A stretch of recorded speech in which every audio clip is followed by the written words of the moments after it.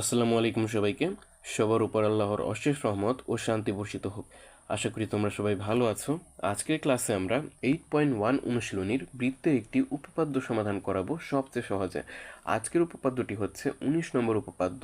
দেখো কি বলা হয়েছে এই উপপাদ্যটিতে। দেখো, বৃত্তের কেন্দ্র থেকে সমদূরবর্তী সকল জ্যা পরস্পর সমান। আচ্ছা, এই লাইনটার মানে কি বা কি বুঝবো আমরা? দেখো, এই যে একটা ও কেন্দ্র বিশিষ্ট একটা বৃত্ত দেওয়া আছে, ঠিক আছে?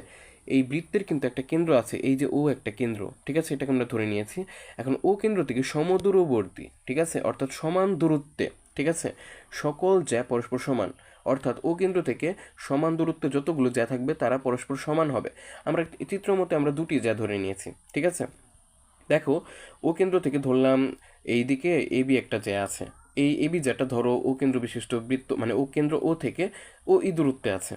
ধরে নিলাম যে ও ই দূরত্বে এবি জ্যা আছে এবং ও এফ দূরত্বে সিডি জ্যা আছে। কোথা থেকে? কেন্দ্র ও থেকে, ঠিক আছে।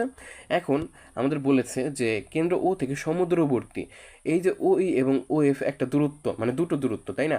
এই দূরত্বদ্বয় কিন্তু সমান হবে। এই যেখানে বলে দিয়েছে যে কেন্দ্র থেকে সমদূরবর্তী, ঠিক আছে, সকল জ্যা অর্থাৎ এ বি ও সিডি জ্যাদ্বয় পরস্পর সমান হবে, ঠিক আছে। এটাই কিন্তু আমাদের এই উপপাদ্য 19-এ বলা হয়েছে। অর্থাৎ কেন্দ্র ও থেকে ও ই এবং ও এফ দূরত্বে এ বি ও সিডি জ্যাদ্বয় আছে, তাই না? তার মানে কি ও ই এবং ও এফ কিন্তু সমান অবশ্যই হবে।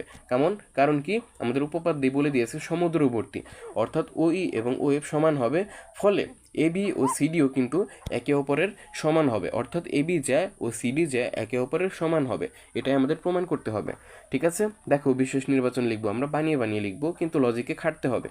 দেখো, মনে করব যে ধরে নিলাম, আমরা মনে করি যে ও কেন্দ্র বিশিষ্ট একটা বৃত্তের, ঠিক আছে, ও হলো বৃত্তের একটা কেন্দ্র এবং এ বি ও সিডি দুইটি জ্যা।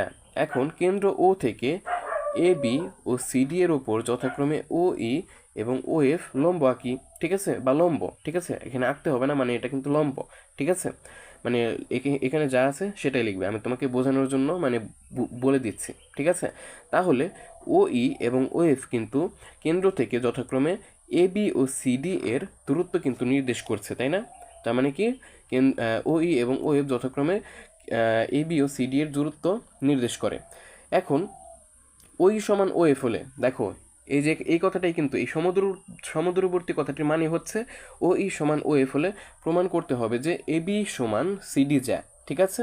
এখন আমরা অঙ্কন করে নেব, এই ও কমা এ যোগ করে দেব এবং ও কমা সি যোগ করে দেবো, ঠিক আছে। আসলে আমি তোমাদেরকে হাতে কি আঁকিয়ে দেখাচ্ছি না, কিন্তু তোমরা নিজেরাই পারবে আশা করি, ঠিক আছে। আশা করি তোমরা নিজেরাই পারবে। প্রথমে এ বি জ্যা আঁকবে দুটো, এ বি আর সিডি জ্যা আঁকবে, তারপর কেন্দ্র ও থেকে যথাক্রমে লম্ব আঁকবে ও ই এবং ও এফ, তারপরে ও কমা সি এবং ও কমা এ যোগ করে দেবে। ওই একই কথা, ও কমা এ আর ও কমা সি যোগ করে দেবে। আশা করি এতটুকু বুঝতে পেরেছো। এখন আমরা প্রমাণে চলে যাব। আচ্ছা, ধাপ 1। দেখো, এটা প্রমাণ করতে গেলে আমাদের অবশ্যই এই যে দেখতেই পাচ্ছ ভেতরে দুটো ত্রিভুজ আছে, সমকোণী ত্রিভুজ, এই দুটো কিন্তু প্রমাণ করতে হবে, মানে সর্বসম প্রমাণ করতে হবে, ঠিক আছে। আচ্ছা, আমরা প্রমাণ করতে থাকি, ঠিক আছে, ধাপে ধাপে। চিত্র দেখে দেখে প্রমাণ লিখবে, ঠিক আছে, কোনো কিছু ভাবার দরকার নেই, চিত্র দেখে দেখে লিখবে, কিন্তু একটু লজিক খাটাতে হবে, ঠিক আছে। এখানে ধাপ 1-এ কী লেখা আছে দেখো, যেহেতু ও ই লম্ব A B O O F লম্ব সিডি, আসলে কিন্তু সত্যি কথা, ও ই আর ও ই কিন্তু এ বি এর উপর লম্ব আছে এবং ও এফ কিন্তু সিডি এর উপর লম্ব আছে। চিত্র দেখে বলে দেবে, কারোর কথা শোনার দরকার নেই, ঠিক আছে। তার মানে আমরা কি বলতে পারি, যেহেতু ও ই এবং ও এফ যথাক্রমে এ বি ও সিডি এর উপর লম্ব আছে, ঠিক আছে, তার মানে কি এই যে ও ই এ আর ও এফ সি, ঠিক আছে, এই যে এই কোণটা ভাইয়া ভালো করে দেখো, এই যে এফ বিন্দুতে, ঠিক আছে, এই যে এখানে একটা কোণ উৎপন্ন হয়েছে, এটা হচ্ছে তোমার 90 ডিগ্রি, ঠিক আছে, যেহেতু লম্বভাবে আছে, ঠিক আছে। লম্বভাবে আছে মানে কি, সেখানে 90 ডিগ্রি কোণ উৎপন্ন হয়েছে। আশা করি বুঝতে পেরেছো। একইভাবে এই যে ও বিন্দুতে বা ও ই এ, ঠিক আছে, এই ই কোণটা, ঠিক আছে, এই যে এই পাশে কিন্তু ই কোণটা 90 ডিগ্রি, তার মানে কি এই ই কোণটা আর এফ কোণটা, ঠিক আছে, মানে ই বিন্দুতে এবং এফ বিন্দুতে যে কোণ উৎপন্ন হয়েছে তারা পরস্পরের সমান। তাও কত ডিগ্রি হবে? 90 ডিগ্রি বা 100 কোণ, ঠিক আছে। এটুকু আমরা বলেই দিতে পারছি। আশা করি এটুকু বুঝতে পেরেছো। দেখো, ধাপ 2-এ আসবো আমরা। এখন এখন আমরা ত্রিভুজ ও এ ই এবং ত্রিভুজ ও সি এফ সমকোণী ত্রিভুজ দ্বয়ের মধ্যে মানে সর্বসমতা প্রমাণ করব, ঠিক আছে। দেখো, ত্রিভুজ ও এ ই এবং ত্রিভুজ ও সি এফ এই ত্রিভুজদ্বয়ের মধ্যে মানে ত্রিভুজদ্বয় কিন্তু সমকোণী ত্রিভুজ, ঠিক আছে। এই ত্রিভুজদ্বয়ের মধ্যে অতিভুজ ও এ এবং অতিভুজ ও সি কিন্তু সমান হবে। কারণ কি, উভয় কিন্তু একই বৃত্তের ব্যাসার্ধ। তোমাদের 17 নম্বর 18 নম্বর উপপাদ্য বলেছি, ঠিক আছে। একটা বৃত্তের যতগুলো ব্যাসার্ধ তুমি আঁকতে পারবে সকল ব্যাসার্ধ কিন্তু সমান একে অপরের, ঠিক আছে। এবং ও ই আর ও এফ কিন্তু সমান, এটা কিন্তু ধরেই নিয়েছি আমরা। ধরে নিয়েছি বলতে এই যে দেখো বলেই দিয়েছে, মানে সমুদ্রবর্তী, ঠিক আছে। সমুদ্রবর্তী আমরা ধরে নিয়েছিলাম যে দুটি জ্যা থাকবে, ঠিক আছে। সেই জ্যাদ্বয় সমুদ্রবর্তী। সমুদ্রবর্তী মানে কি, এই ও ই আর ও এফ কিন্তু A B O C D এর মানে দূরত্ব নির্দেশ করছে। তার মানে কি ও ই এবং ও এফ অবশ্যই সমান হবে, তাই না? এটা কিন্তু বুঝতেই পারছো। সমুদ্রবর্তী মানে কি, A B O C D জ্যায়ের দূরত্ব কত, সেটা হবে ও ই এবং ও এফ, এবং ও ই এবং ও এফ হবে একে অপরের সমান, কারণ বলে দিয়েছে সমুদ্রবর্তী, ঠিক আছে। এটা মূলত ধরে নেওয়া, ঠিক আছে। এখন আমরা কিন্তু আবারও মানে সমকোণী ত্রিভুজের অতিভুজ বাহু একটা উপপাদ্য আছে, ঠিক আছে। মানে ত্রিভুজের সর্বসমতা প্রমাণ করার জন্য, দুটি ত্রিভুজ একে অপরের মানে সমান নাকি, মানে সর্বসম নাকি, ঠিক আছে, সেটা প্রমাণ করার জন্য এবার আমরা সমকোণী ত্রিভুজের মানে একটা সূত্র আছে, মানে অতিভুজ বাহু সর্বসমতা উপপাদ্য, ঠিক আছে। সেটা দিয়ে ও এ ই এবং ও সি এফ ত্রিভুজদ্বয় আমরা সর্বসম প্রমাণ করব। তুমি চাইলে বাহু বাহু দিয়েও করতে পারো, ঠিক আছে। মানে একটা নিয়ম দিয়ে তো আর সব কিছু করা যাবে, কিন্তু নতুন কিছু তো শিখতে হবে, তাই না? মানে নতুন কিছু জানতে হবে, ঠিক আছে। আশা করি এগুলো তোমরা পারো, বেসিকগুলো। ভবিষ্যতে তোমাদের জন্য অনেক ভালো বেসিক নিয়ে আসবো ইনশাল্লাহ, ঠিক আছে। দেখো, যেহেতু আমরা অতিভুজ সমান করে ফেলেছি দুইটি ত্রিভুজের এবং দুইটি বাহুও সমান করে ফেলেছি, তার মানে কিন্তু আমরা বলেই দিতে পারি ত্রিভুজ ও এ ই এবং ত্রিভুজ ও সি এফ সর্বসম, ঠিক আছে।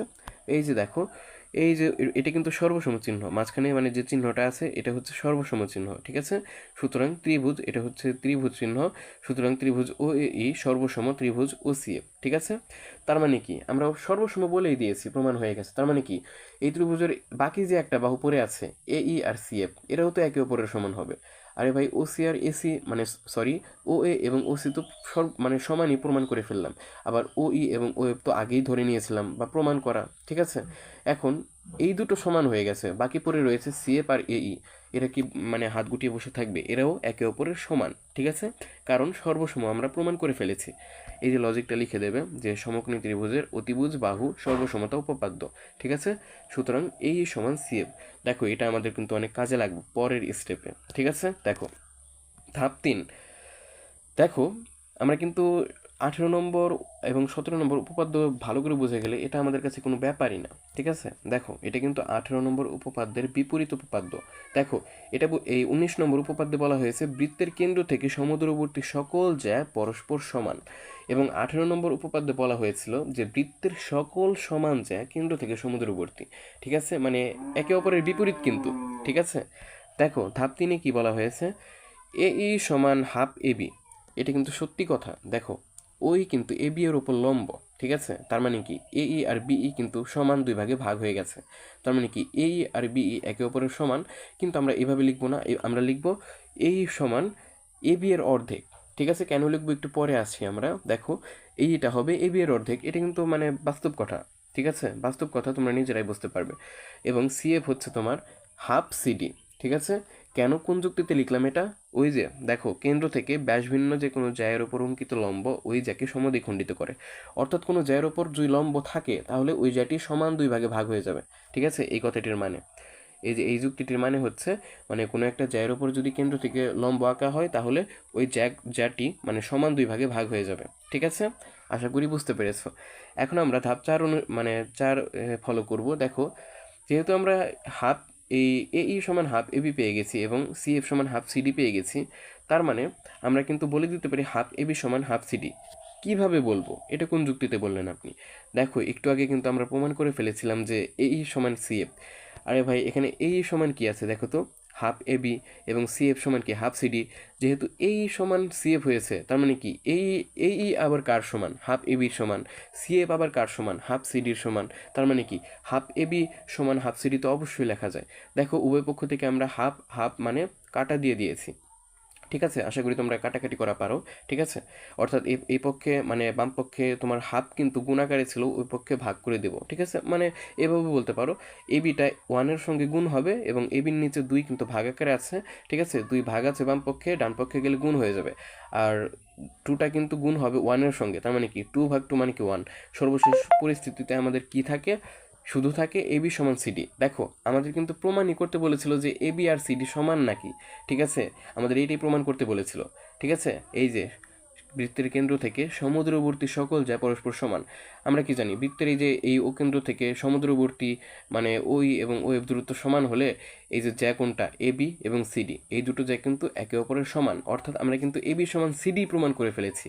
আমরা কিন্তু প্রমাণ করেই ফেলেছি। দেখো হাফ এবি সমান হাফ সিডি। এখন হাফটা উভয় পক্ষ থেকে বাদ দিয়ে দাও। ঠিক আছে, তাহলে কিন্তু এবি সমান সিডি থাকে। আমরা কিন্তু প্রমাণ করে ফেলেছি। দেখো কত সহজে আমরা প্রমাণ করে ফেললাম। আজকের মতো এখানেই বিদায় নিচ্ছি, দেখা হচ্ছে অন্য কোনো ভিডিওতে। ততক্ষণ ভালো থেকো, সুস্থ থেকো। আসসালামু আলাইকুম সবাইকে।